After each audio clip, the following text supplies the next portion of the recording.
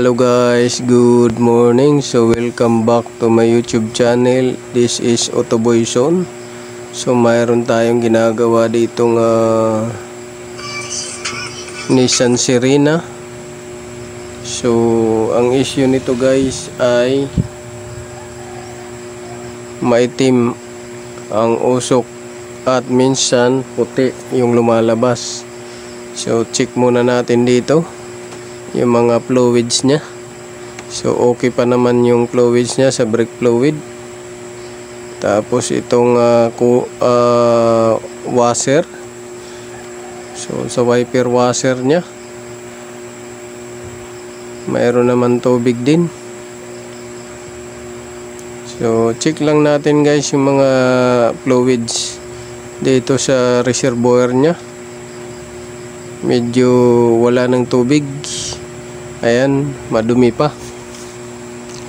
So yan guys, lilinisan din natin yan. Sali natin paglinis. So itong isa reservoir din yan ng coolant. So check din natin. So dito tayo guys sa makina. So ito guys ay converted na to from matic to manual na makina. So check natin guys kung may mga possible na tagas dyan. At titingnan natin kung may mga singaw ba. Dahil tumutulo yung ano nito, oil sa ilalim. So check natin. So dito guys ay marami tayong napansin na medyo abnormal sa ating paningin. At babaklasin natin to, pati yung turbo, dahil may mga singaw-singaw na rin. Kagaya nyan, kikita nyo may singaw na dyan. So kinundim or kinancel daw nila yung turbo nito. Kaya maraming vacuum hoses ang nawala dyan. Dapat dyan sa PCB na hose. Tapos ito dapat doon to sa may intake para sa kanyang EGR diaphragm. Tapos mayroon pa yan dito sa may exhaust nya. So marami tayong i-restore dahil napakaraming hose ang nawala. So itatry natin tong i-restore at para bumalik yung power nito guys. Dahil nga walang power tong makina na to, lalo na sa akyatan, walang power siya. Sa patag okay, gawa ng kinancel na nila yung turbo. So ating i-restore to guys.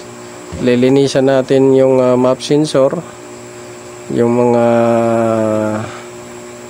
box at saka L filter, tapos yung mga turbo hose, at saka yung isasalin na rin natin yung exhaust nya, exhaust pipe. Kaya marami na rin langis doon nagpupundo.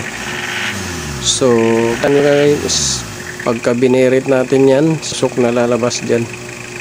Ayan o, hindi siya itim, puti na naman.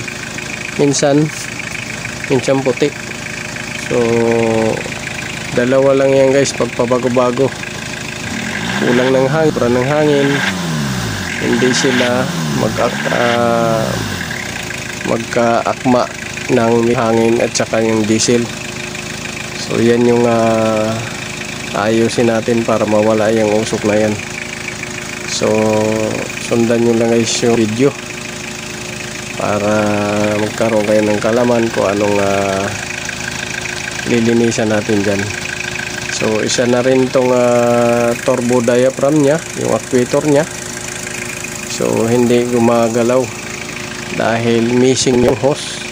So isa rin yan na dahilan kung bakit walang power. So Fast forward tayo guys. So ayan na nga, nabaklas na. So wala na yung mga tinuro-turo ko kanina dyan. Lilinisan na natin yan para maayos yung lahat ng mga leaking, air leak dyan. May mga leaking din dyan sa coolant. Ayusin din natin yan. At itong exhaust at intake port, lilinisin din natin yan guys. So sundan nyo lang guys yung video. At sa dulo niyan guys, ito natin video. Doon na natin malalaman kung uusok pa ba ng puti at saka itim. Dahil maglilinis tayo ng mga accessories nin components. So napakarami ng tinanggal natin. At dito nga guys, fast forward tayo ulit. Ito na, nalinis na natin yung iba. Mayroong na lang natitira na hindi pa nalinis. At nalinis na rin natin. At chinik natin kung kailangan palitan ng mga repair kit. So yan. So malapit na natin matapos finish. At so yan yung mga nilinis natin at tinanggal natin. So yun, sa second video guys, or part 2, so malalaman na natin kung uubra ba yung linis natin.